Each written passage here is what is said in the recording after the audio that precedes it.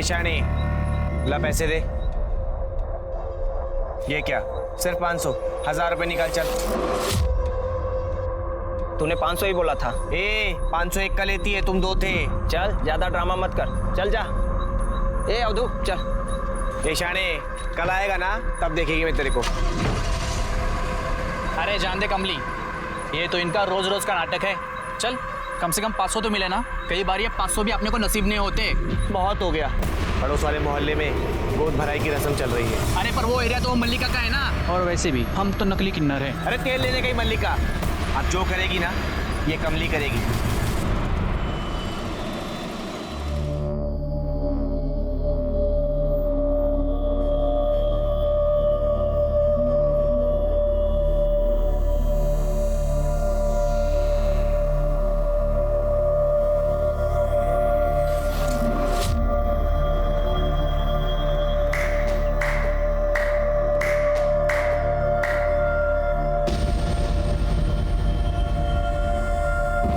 सारी बलाएं ले लूं, सदा सुहागन रहो, मुन्ना ही होगा।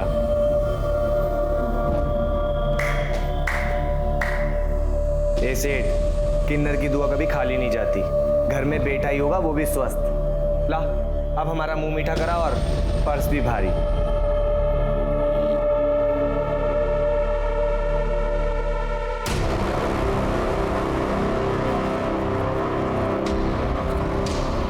देख तो संभालना, रखो और दफा हो जाओ। ऐसे घर में खुशियां आई है, उसमें भी कंजूसी।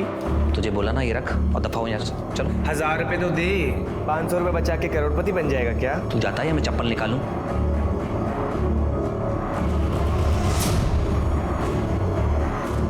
ए सेठ, इसकी मिठाई खा तू। छोड़ ना रे, इसको बाद में देख लेंगे।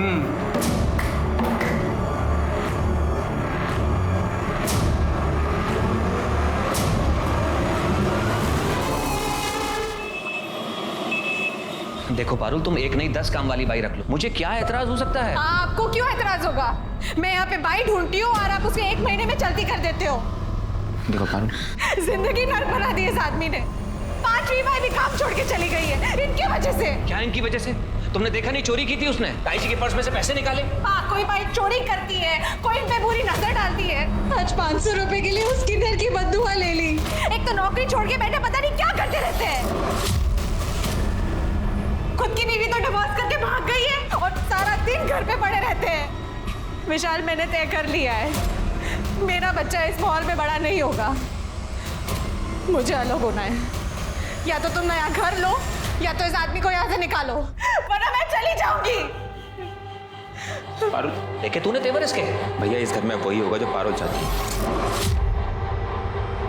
नहीं तो आप अपना इंतजाम कर लीजिए। क्या?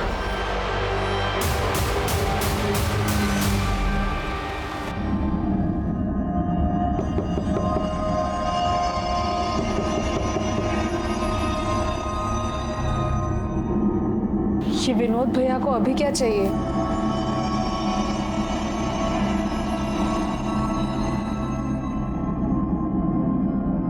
क्या भैया?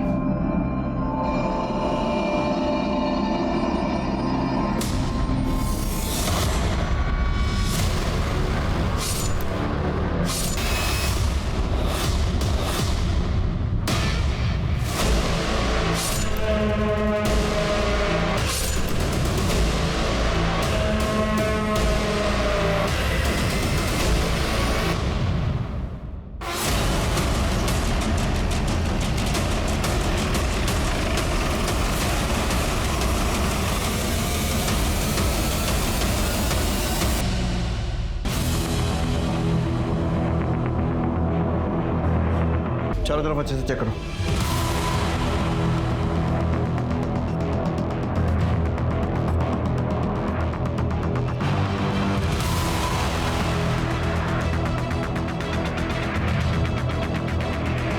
विनोद जी, आपके घर में घुसकर 2 लोगों की हत्या कर दी गई और आपको पता ही नहीं चला।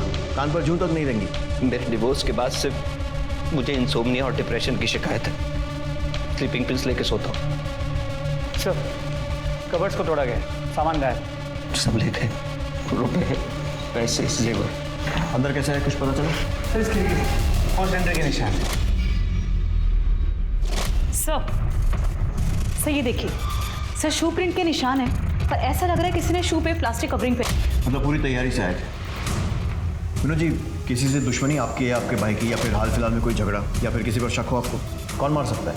कोई मार सके ऐसा तो कोई नहीं। बस कल नौकरानी से झगड़ा हुआ था, मैंने उसे घर से बाहर निकाल दिया।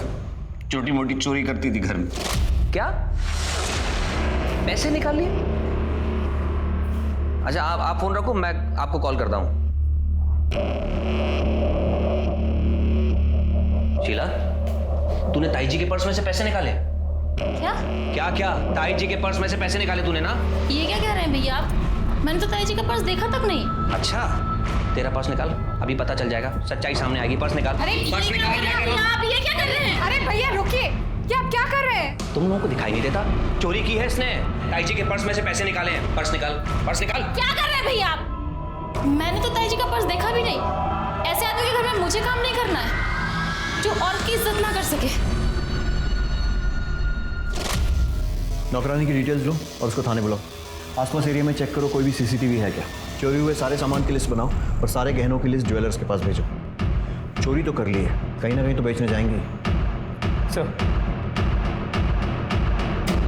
पारुल और विशाल का कत्ल उन्हीं के घर के अंदर कर दिया गया। पारुल 7 महीने की गर्भवती थी, फिर भी कातिल को रहम नहीं आया। अब कातिल जो भी है, लेकिन किसी गर्भवती महिला का कत्ल करना हर एक के बस की बात नहीं। जो कोई मानसिक विकृति वाला शख्स ही कर सकता है, जिसकी नजर में इंसानी जान की कोई कीमत नहीं। साहब, मैंने चोरी नहीं की। पारुल भाभी तो बहुत अच्छी थी, लेकिन उनके वो जेठ साहब वो बहुत ही शक्की इंसान है। उनका खुद का तो तलाक हो गया था साहब, तो उन्हें किसी औरत की खुशी बर्दाश्त ही नहीं होती थी। 6 महीने में 4 काम वाली बाइयों को निकाल चुके हैं साहब। पारुल भाभी के साथ उनका बहुत झगड़ा होता था, और विशाल भैया पक्ष लेते थे तो उनसे भी झगड़ा होता था। उसको औरत और आदमी का फर्क ही समझ नहीं आता था साहब।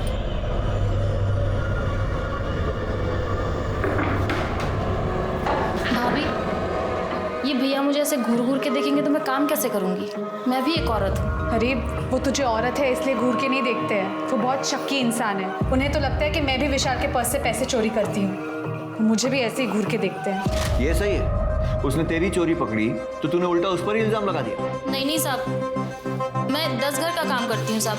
15-20 हज़ार रुपये कमा लेती हूँ। 500 रुपये चुरा के पूरे मोहल्ले में बदनाम हो जाऊंगी साहब। मैं बेवकूफ़ थोड़ी हूँ साहब। ठीक है, जाओ। और सुनो, बिना बताए शहर छोड़कर मत जाना। जी साहब। कहीं ऐसा तो नहीं है कि इस विनोद ने ही मर्डर किया और उसके बाद लूटपाट का एंगल दे दियो। इस विनोद पे नजर रखो। अगर इसने ये किया है, बाकी एविडेंस से तो कोई फायदा नहीं होगा, फिंगरप्रिंट्स, मोबाइल रिकॉर्ड्स, लेकिन वो गहनों को ठिकाने लगाने की कोशिश करेगा। अगर इसी ने किया है तो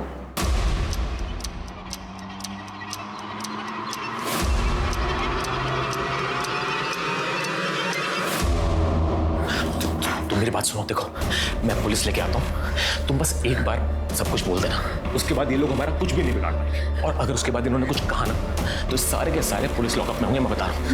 नहीं, मैं अपने फैमिली को ऐसे जेल में नहीं डाल सकती। ये लोग ना हमें खुश रहने देते हैं, ना हमें चैन से जीने देते हैं। तुम इनके बारे में सोच रही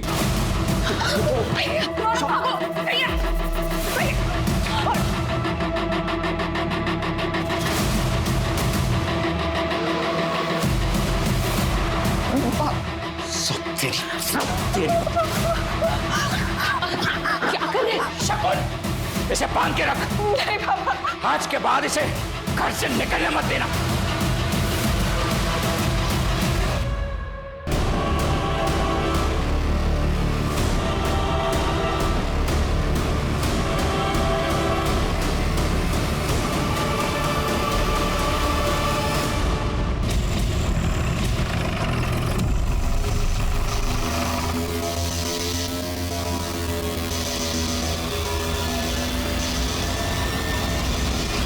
सर ये देखिए, पारुल और विशाल के मर्डर वाली रात विनोद किसी को मिला था और एनवेलप दिया था। पता करो ये कौन है। सर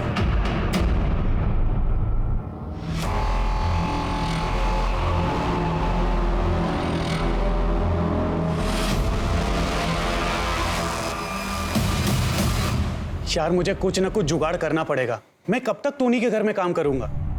ऊपर से मेरा बाप, ना मुझे चैन से काम करने देता है और ना जीने देता है। प्लीज चिल यार, सारे पेरेंट्स ना एक ही जैसे होते हैं। हो प्लीज यार निया, अब तू ज्ञान मत दे मुझे ज्यादा। तू और ओम कितने लकी हो तुम्हें पता नहीं। अरे ब्रो ऐसा कुछ भी नहीं। जगन, हमारे पास ना सिर्फ ये थोड़े से पैसे ज्यादा हैं, अदरवाइज ये पेरेंट्स वाली प्रॉब्लम ना सब सेम है। तेरे घर में जैसा टॉर्चर होता है ना, वैसे सेम टू सेम मेरे घर में भी होता है। बेब्स, इसलिए तो मैंने बोला था मेरे साथ लिव इन में शिफ्ट हो जाओ, ताकि नितेश मेरी सारी चीजों पर कब्जा कर ले। नो वेज, यू तो नो ना पापा कितने ओल्ड फैशन्ड है, और उन्हें ये लिव इन वाला कॉन्सेप्ट कतई समझ में नहीं आने वाला। आई डोंट वांट कि नितेश मेरे खिलाफ पापा को भड़का के ना मुझे डिसोन करवा दे। I really don't want that. मैंने कुछ झूठ बोलता है सर, मैंने कुछ नहीं किया सर, मैंने किसी को सुपारी नहीं दी सर। वो हमारी सोसाइटी का वॉचमैन है, उसकी माँ की तबीयत खराब हो गई थी, पैसे मांग रहा था, इसीलिए मैंने उससे पैसे दिए सर। हम उसके घर गए, घर पे ताला लगा हुआ है।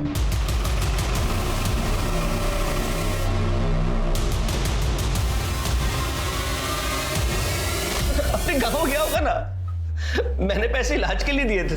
कोई इलाज के पैसे नहीं थे, सुपारी दी थी अपने भाई और उसकी बीवी को मरवाने के लिए। सच बोल आप? नहीं सर, मैंने पैसे उधार में ही दिए थे और कुछ भी नहीं। तोड़ो इसको, और तब तक तोड़ो जब तक कि सच नहीं बोलता है, और उस वॉचमैन को ढूंढो।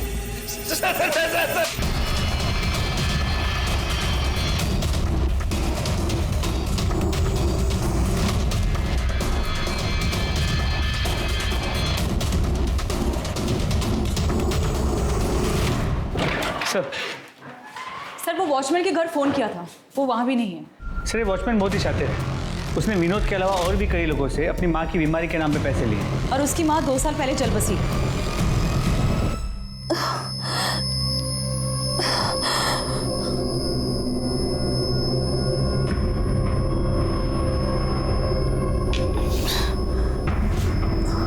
साक्षी, माँ ये देखो, प्लीज खोल दो मुझे।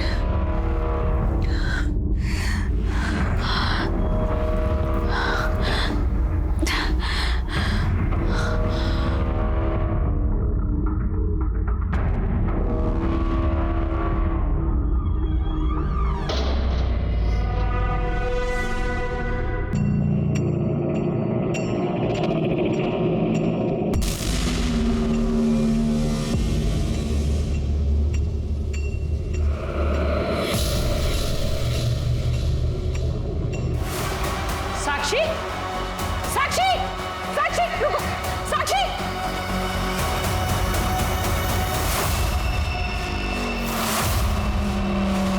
साक्षी, साक्षी, रुक जा, मैं कहता हूँ साक्षी रुक, चला इसके ऊपर।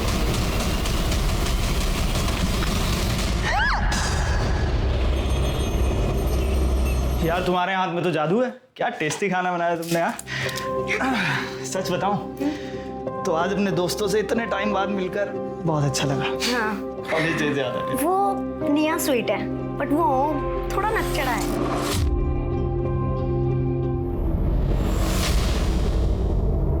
यार कुछ नहीं, इस टाइम कौन होगा?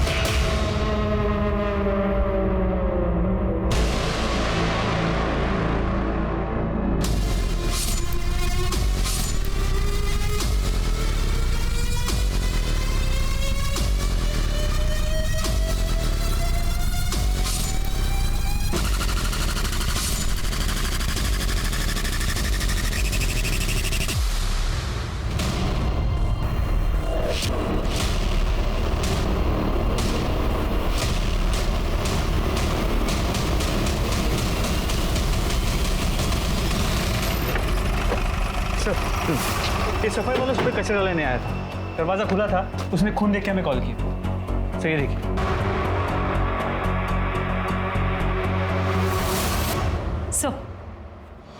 सर ये देखिए जूतों के निशान, ऐसे लग रहा है जैसे कि जूतों पर किसी ने प्लास्टिक कवर पहना।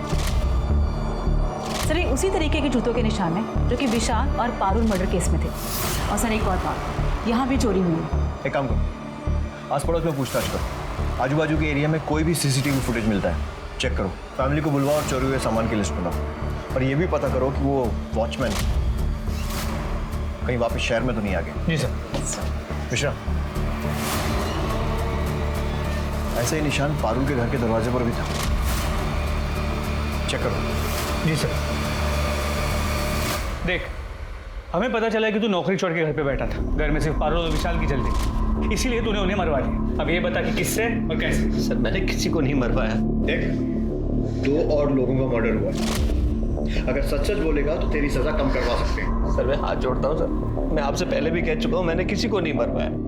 मानता हूँ मैं उनसे चढ़ता था, लेकिन थे तो वो मेरा परिवार। अब आप बता रहे हो एक घटना फिर से घट गई तो मैं तो बेकसूर हुआ ना सर। सर, राज के घर वाले आए। नए घर में शिफ्ट हुआ था सर, तो सत्यनारायण की पूजा रखी थी, हम भी वहां पर थे। दोपहर का खाना खाकर हम दोनों निकल गए थे सर, क्योंकि उसने अपने दोस्तों के साथ एक पार्टी रखी थी। आप जानते हैं उन दोस्तों को? जी सर।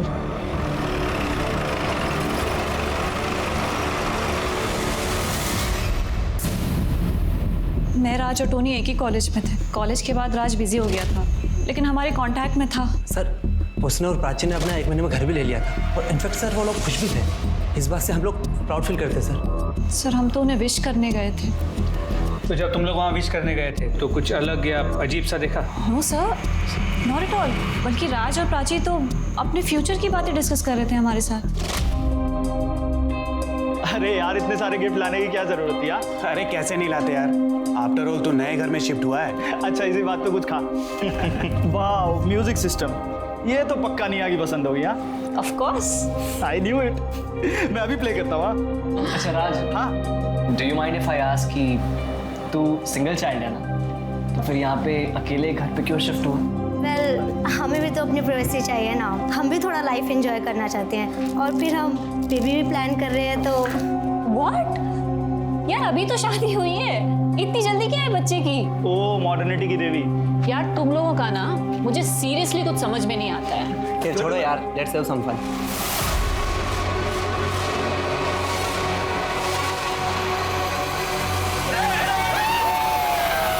सर, राज अपनी फैमिली का इकलौता बेटा था, लेकिन प्राची उसके साथ अलग रहने लगी थी। कहीं ऐसा तो नहीं कि उसकी फैमिली ने? नहीं हाँ, उसकी फैमिली ऐसा कुछ नहीं कर सकती है। ऑल्दो सर, राज की जो एक्स गर्लफ्रेंड थी रितु, वो भी उससे झगड़ा करती थी, और कई बार तो सोशल मीडिया पे उसके साथ पिक्चर्स पोस्ट करके उसे गालियाँ भी देती थी। ओह यस सर, ये देखिए सर, राज ने कल ही सत्यनारायण की पूजा के पिक्चर्स डाले थे। ये देखिए रितु ने क्या कमेंट किया हुआ है। रितु की डिटेल्स लो, पुलिस स्टेशन बोलो। सर क्या बताया sir? I wrote it on Friendsbook और अच्छे से उसे गाली दी और पब्लिकली सोशल मीडिया पे शेम किया। आपको पता है मेरे कितने फॉलोअर्स हैं? 2900 लोगों ने तो मेरी पोस्ट भी लाइक की, और सबने कहा यू गो गर्ल। देखो, हमने पता किया है तुम्हारा राज और उसकी बीवी के साथ झगड़ा हुआ। अरे चूड़ियां ले लेंगे यार पहले। कमीने, मेरी लाइफ बर्बाद करके तू इसके साथ यहाँ मजे कर रहा है? देखो रितु, अब मेरी और राज की शादी हो चुकी है, तो तुम ये तू चुप बैठ चुड़ैल, समझी? तेरी औकात नहीं है मेरे सामने बोलने की। Ritu, behave yourself. तुम्हारी इन्हीं हरकतों की वजह से ना मैंने तुमसे ब्रेकअप किया। हरकत? व्हाट हरकत? हाँ, ऐसा क्या किया मैंने तुम्हारे साथ? बोला ना, क्या किया? थप्पड़ मारा तुम्हें, तुम्हारे कपड़े फाड़े। अब मेरे पति को हाथ लगाया तो मुझसे बुरा कोई नहीं होगा। Get lost. हाँ तो वो डिजर्व करता था सर, और मेरा उसे मार के क्या फायदा होगा? मैं तो उसे तड़पते देखना चाहती थी, उसकी शादी टूटते देखना चाहती थी, लेकिन मर के तो वो सस्ते में निपट गया ना। डॉक्टर को दिखाया? मतलब थोड़ा। क्यों सर? क्योंकि तुम्हारी बातें ऐसी हैं। इसके अलावा चेक करो। फिलहाल जाइए, लेकिन शहर छोड़कर मत जाइएगा। जी सर। चलिए। ये क्या कर दिया सोशल मीडिया ने आजकल के बच्चों का? मेरा बेटा भी पूरे समय फोन पे चिपका रहता है। अरे कितनी बचकानी बातें करती है। लेकिन सर, क्या ये मर्डर कर सकती? लगता तो नहीं, इस पर नजर रखो। इसके कॉल रिकॉर्ड चेक करो, पता करो इसने किसी शेडी आदमी से कांटेक्ट किया है या फिर किसी को हायर किया है। ऐसा करो, विनोद का सोशल मीडिया भी चेक करो, कहीं ये लोग ऑनलाइन तो लोगों को हायर नहीं कर रहे। अच्छा, बाकी के सीसीटीवी फुटेज आए? सर, राज के घर के पास एक बैंक के एटीएम का सीसीटीवी फुटेज मिला, उसे क्रॉस चेक कर रहे हैं। और ज्वेलर से कोई इन्फॉर्मेशन? सर अब तक कुछ नहीं। सर मोस्ट प्रोबेबली ये ज्वेलरी शहर के बाहर बेची गई होगी। एक और शादीशुदा जोड़े का कत्ल हो गया। शुरुआती जांच के हिसाब से ये केस भी विशाल और पारुल के मर्डर केस जैसा है। यहाँ पुलिस की तहकीकात पर भी कई सवाल खड़े होते हैं। क्या पुलिस ने जल्दबाजी में केस बंद करने के चक्कर में कहीं विनोद को गलत तो नहीं फंसा दिया? और क्या पुलिस अगर इस मामले की कई एंगल से जांच करती तो राज और प्राची की जान बच सकती थी? जांच के दौरान एक अजीब बात सामने आई। इन दोनों घरों के बाहर ही इस तरह के मार्क थे, यानी कत्ल सोची समझी साजिश का नतीजा था। पर सवाल यह है कि इतने सारे घरों में इन्हीं दो घरों को क्यों चुना गया? विशाल पारुल और राज प्राची के बीच क्या कोई कड़ी जुड़ती है? क्या पुलिस इस बार सही मुजरिम तक पहुंच पाएगी या फिर कुछ और मौत होनी तय है?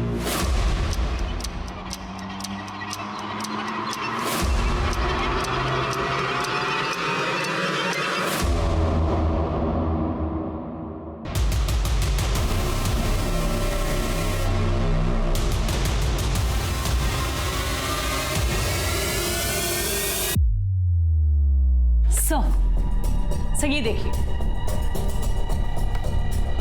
पहली रॉबरी में कोई भी बाइक पर नहीं आया, पर दूसरी रॉबरी के वक्त राज और प्राची के घर 2 लोग बाइक पर गए थे। वो राज के घर की तरफ गए और 20-25 मिनट के बाद वहां से निकल गए। मतलब ये हो सकता है कि शायद पहली रॉबरी के बाद जो पैसा आया उससे बाइक खरीद ली। सर हो सकता है, क्योंकि बाइक पुरानी है और नंबर प्लेट भी नहीं है। और ये देखिए सर, राज के घर किन्नरों ने मार्क छोड़ा है जो कि पारुल के घर पर मिला था, और वो लोग दोनों के घरों में गए गोद भराई वाले दिन और पूजा के टाइम। मतलब ये हो सकता है कि ये लोग शादी पूजा वाले घरों में सुबह मांगने के बहाने घुसते होंगे, तो उसके बाद वहां पर छानबीन करते होंगे और फिर शाम को या रात को ये या फिर इनके साथ ही लूटपाट करते होंगे। हाँ सर, क्योंकि ऐसे वक्त पर लोगों के घरों में गहने पड़े होते हैं और जो कि बैंक में भी होते हैं वो भी निकाल लेते हैं। पता करो ये किन्नर कौन है और लेकर आओ थाने। सर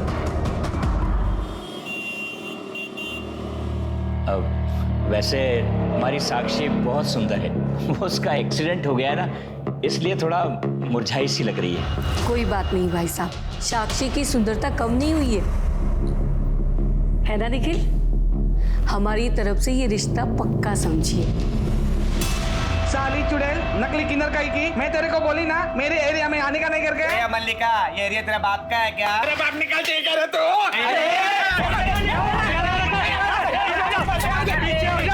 पीछे हो जाओ, पीछे हो जाओ, पीछे हो जाओ। साहब इसको अरेस्ट करो, बहुत बड़ी क्रिमिनल है। तुम्हें बड़ा पता है? और नहीं तो क्या साहब, मेरे एरिया में डाका डालेगी तो मुझे पता चलेगा ही ना। ज्यादा शातिर मत बनो। क्या यहाँ से? बैंक लेन भी दीजिए। क्या हो यहाँ से? कमली तुमसे बात करनी है। बोलो ना साहब। तुम लोग क्या कर रहे हो? जाओ। ये दोनों मेरे साथ। साहब, हम हमारी कमली को छोड़ के कहीं नहीं जाएंगे। ये देखो, ये 4 लोगों का खून हुआ है और इनके घर चोरी भी हुई। और ये देखो, इनके घर के बाहर ही तुम्हारा निशान है। इन दोनों घरों में तुम गई थी ना? साहब हम तो किन्नर लोग हैं, जिसके घर में भी त्योहार होता है ना हर जगह जाती है।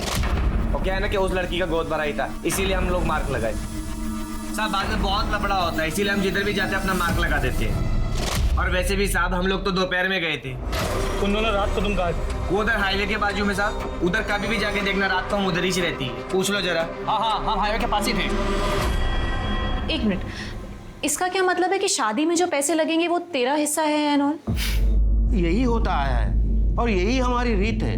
बट ये लीगली सही नहीं है पापा। मुझे आपके कुछ लाख रुपए नहीं चाहिए, मुझे बिजनेस में पार्टिसिपेट करना है।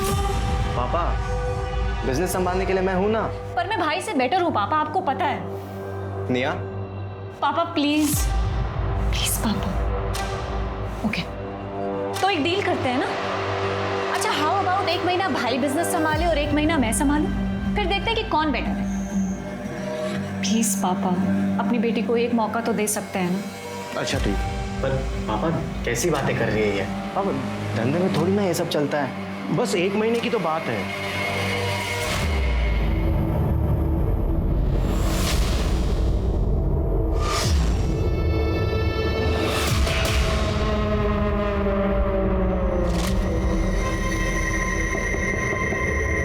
शादी मुबारक हो।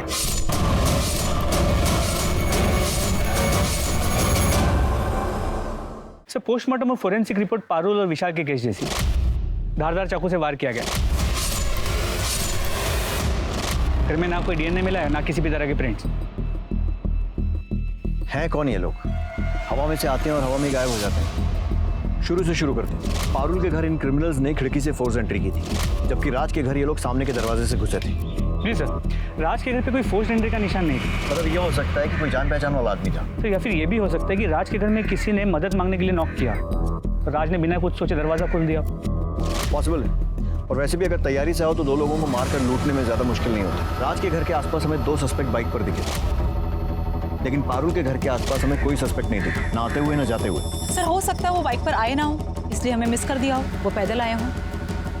Good point. ऐसा करो, मर्डर के 1 दिन पहले और 1 दिन बाद का सारा सीसीटीवी फुटेज फिर से चेक करो। सर चोरी के सामान बेचने की कोई इन्फॉर्मेशन? नहीं सर, अपने एरिया में कुछ नहीं मिला। मैंने फोटोज को बाकी के पुलिस स्टेशन में सर्कुलेट कर दिया, शायद किसी और शहर में बेचा गया। ठीक है।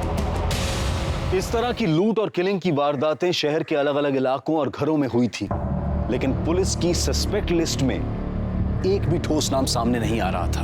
ये किसी प्रोफेशनल क्रिमिनल्स का गैंग लग रहा था। ये लुटेरे इतने शातिर थे कि इन्होंने अपने खिलाफ कोई सबूत नहीं छोड़ा था। ये निया बहुत तेज बन रही है, इसका फेल होना बहुत जरूरी है। अगर मेरे होते हुए भी पापा ने बिजनेस निया के हाथ में दे दिया तो फिर मेरी क्या इज्जत रह जाएगी?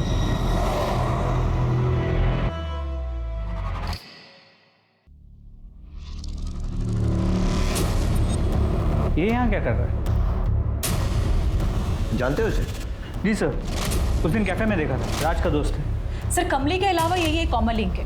मर्डर वाली रात कुछ घंटे पहले ये वहाँ देखा गया था। और निकला कब? सर मर्डर की अगली सुबह टोनी के साथ। मतलब मर्डर की 1 रात पहले आया और मर्डर की अगली सुबह निकल गया। इसका एड्रेस निकालो और सारी डिटेल्स पता करो। सर सारा टाइम कंप्यूटर पे लगा रहता है। उस दिन मैं नाराज हो गया, थोड़ा सा कुछ कह सुन दिया तो नाराज होकर अपने दोस्त के घर चला गया। कौन से दोस्त के? टोनी है उसका दोस्त। तो बोला कि प्रोजेक्ट पूरा करके आऊंगा, 2 दिन बाद वहीं से आया।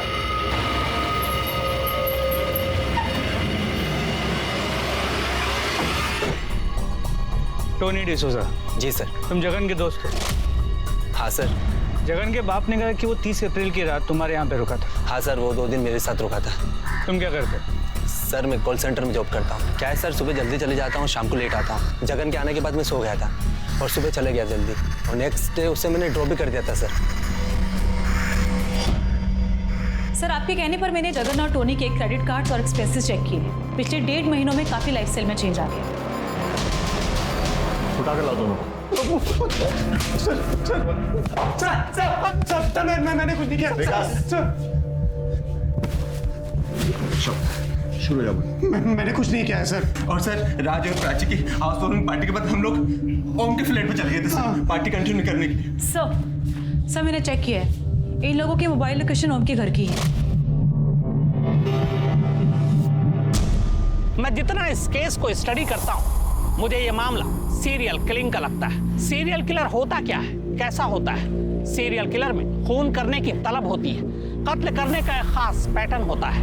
अक्सर चोरों का इंटरेस्ट होता है चोरी करना, लेकिन चोर चोरी करने के बाद चुपचाप निकल जाना पसंद करते हैं। जब तक कि कोई उनके सामने ना आ जाए तब वो उन्हें मार देते हैं। अब पुलिस को अपनी सोच बदलनी होगी। क्या ये कत्ल चोरी को छुपाने के लिए है या चोरी कत्ल को छुपाने के लिए?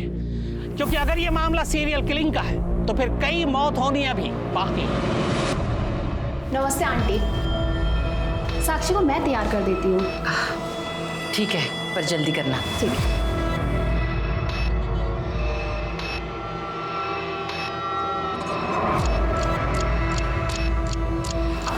ये ले, रौनक से बात कर। हेलो रौनक। देखो साक्षी, मुझे सब पता है वहाँ क्या चल रहा है। मैंने सब अरेंज कर लिया। तुम बस आज कुछ भी करके रेलवे स्टेशन पहुंच जाओ, बाकी सब मैं देख लूंगा। 11:30 बजे तक वहां पहुंच जाना। सब ठीक है साक्षी?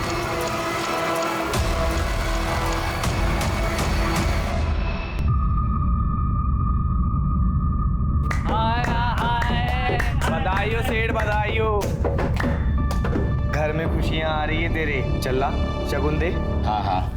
तेरी बेटी सदा सुहागन रहे। ये हुई ना बात।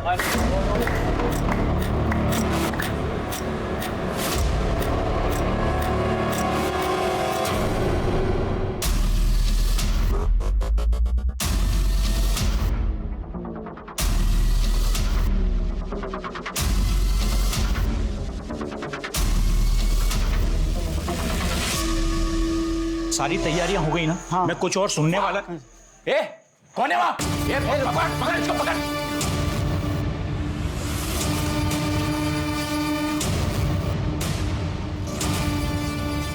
कौन है तुम लोग?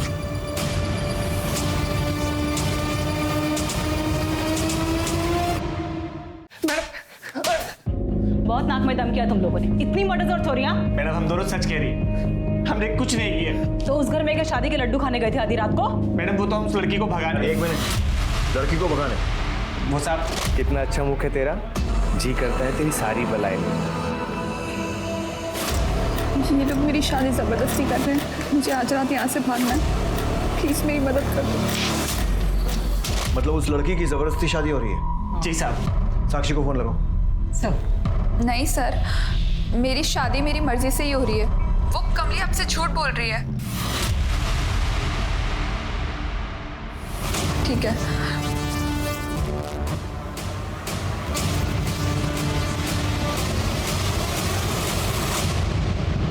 इन लोगों की अच्छे से धुलाई करो, मुझे पूरा सच चाहिए। साहब हम सच करें। साहब सच करें। मिश्रा, कमली ने कन्फेस किया? नहीं सर, हमने सभी पैतरे इस्तेमाल किए, लेकिन फिर भी वो बोल रही है कि उसने कोई भी जुर्म नहीं किया। तो सर हमने सोचा कि बाकी के एविडेंस चेक करके शायद कोई लिंक मिल जाए, और सर लिंक मिल भी गया। क्या दो सर, जितने भी कपल्स की मौत हुई थी हम उनका बैकग्राउंड चेक कर रहे थे, तो क्रॉस रेफरेंसिंग सबकी अरेंज मैरिज है। हमने उनके ईमेल्स और सोशल मीडिया भी चेक की। उनकी शादी एक ही मैट्रिमोनियल साइट के जरिए हुई। मतलब ये कड़ी इन लोगों को जोड़ती है? जी सर, और ये सभी शादियाँ पिछले 1 महीने से 1.5 साल के बीच में हुई। मुझे इस मैट्रिमोनियल साइट से रिलेटेड सभी लोगों की लिस्ट चाहिए, उनकी सारी डिटेल्स चाहिए, और जिन जिन कपल्स की शादी इनके थ्रू हुई है उनकी भी लिस्ट उन्हें वार्न करना होगा। जी सर। Good job.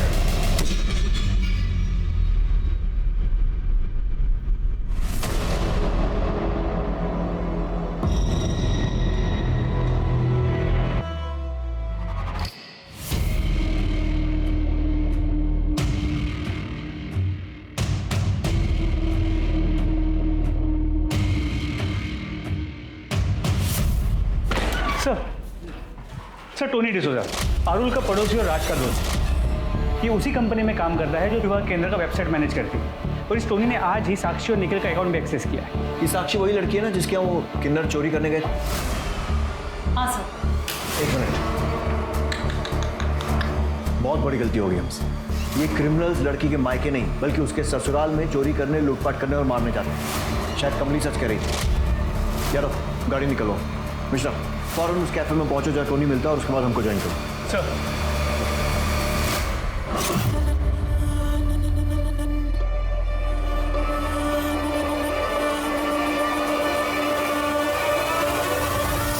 और इसीलिए मुझे ये शादी करनी पड़ी।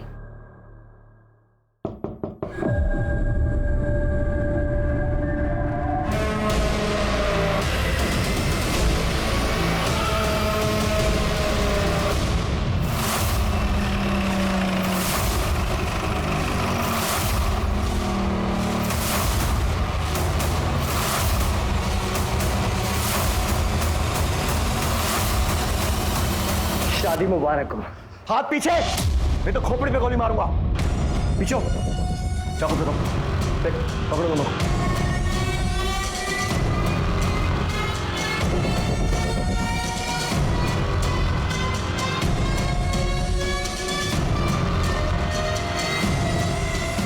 बहुत परेशान किया तुम लोगों ने, बहुत स्मार्ट गेम खेला तुम लोगों ने, कोई गलती नहीं।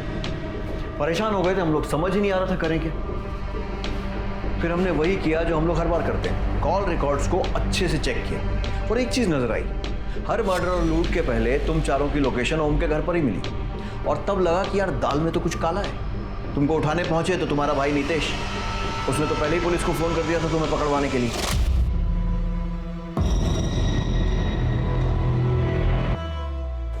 मिल गया निया को फंसाने का तरीका। निया और टोनी का है? सर टोनी का तो पता नहीं, लेकिन मुझे पता है निया कहाँ पर है। मैंने अभी उसका मैसेज देखा sir, raid bill party sir, ये पक्का ड्रग्स वाली पार्टी है 100%। Please arrest as soon as possible. तुम्हें बहुत जल्दी अपनी बहन को अरेस्ट करवाने की? सर आप निया को अरेस्ट करेंगे तभी तो पापा ये कैफे मुझे देंगे, and everything is fair when it comes to business. Sir मेरा भाई ना एकदम यूजलेस है, वो ना ही एक अच्छा बिजनेसमैन है और ना ही एक अच्छा भाई, और ना ही खूनी लुटेरा। पहला विक्टिम कैसे चूज किया था? सर वो टोनी अक्सर अपने पड़ोसियों की बातें करता था, पारुल और विशाल, और उस रात को तो जगन ने भी उन दोनों को झगड़ा करते हुए सुना और फ्रस्ट्रेट होकर मैं वीडियो कॉल किया था। यार ऐसे लोगों को जिंदा रहने का कोई हक नहीं। अपनी अरेंज मैरिज की फ्रस्ट्रेशन दूसरों पे निकालते हैं और अब बच्चा आएगा फिर उसकी भी लाइफ झंड कर देंगे। उसके बाद हम लोग कैब पकड़ के टोनी के घर चले गए ताकि हम लोग रजिस्टर ना हो सके। उसके बाद हम लोगों ने स्क्रू ड्राइवर से खिड़की खोली और अंदर जाके उनको मार दिया। क्या भैया?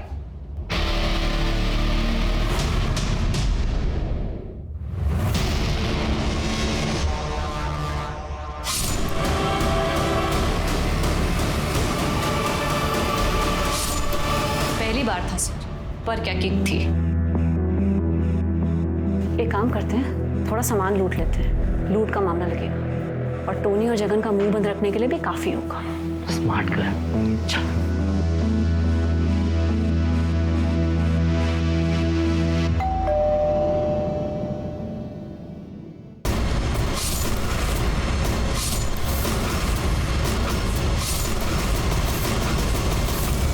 उसके बाद हमने पैसे टोनी और जगन को देना शुरू कर दिया और वो भी हमारी मदद करने लगे। टोनी हमें इन्फॉर्मेशन देता था अपनी वेबसाइट से। उसके बाद हम रेकी पे जाते थे ये पता करने के लिए कि कौन अकेले रहता है और किसके पास कितनी सिक्योरिटी। अगर हमें ऐसा लगता था कि हम दोनों उस चीज़ को हैंडल नहीं कर पाएंगे तो टोनी और जगन को अपने साथ लेते थे। मर्डर करने के बाद हम वो कपड़े और ग्लव्स जगन को देते थे और वो उसे डिस्पोज करता था। उसके पापा म्यूनिसिपल डिपार्टमेंट में काम करते हैं।